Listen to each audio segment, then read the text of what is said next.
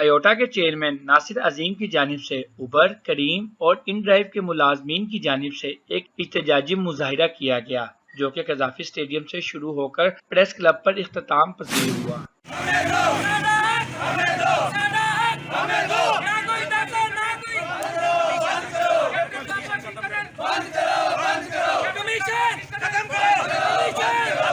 चलता टीवी से बात करते हुए ड्राइवरों का कहना था कि जिस तरह हुकूमत पेट्रोल और डीजल की कीमतों में मुसलसल इजाफा कर रही है, उसके बरअक्स ऑनलाइन टैक्सी कंपनियां किराए में इजाफा नहीं कर रही, अलबत्ता कमीशन में इजाफा कर दिया गया है। हमारा कमीशन खत्म करके फिल फौरन किराए में इजाफा किया जाए। बिस्मिल्लाहिर्रहमानिर्रहीम।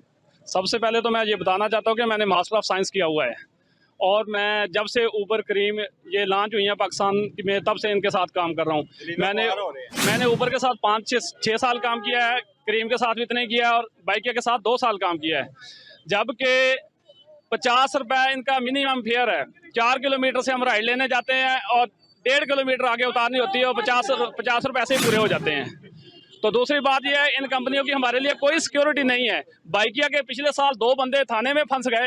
मैं और नासिर अजीम भाई सारा दिन लगा के उनको लेके आए थाने से बड़ी मुश्किल से, और कस्टमर के साथ भी कंप्रोमाइज किया, लेकिन बाइकिया अगर बाइक से कोई एक्सीडेंट हो जाए तो वो नुकसान पूरा कुछ भी नहीं है, कुछ भी नहीं है भाईजान, कुछ भी। 6 साल हो गए चलाते हुए। हुकूमत से क्या आपका?